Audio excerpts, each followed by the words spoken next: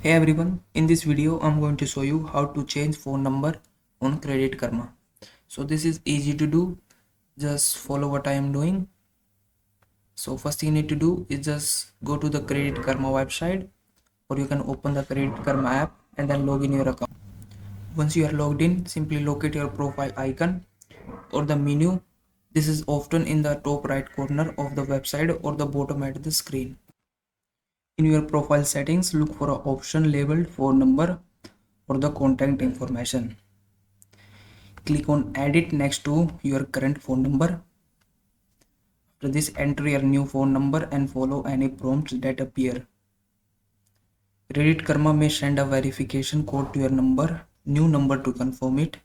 Enter the verification code and complete the process. So once verified, save your changes to update your phone number on the Credit Karma.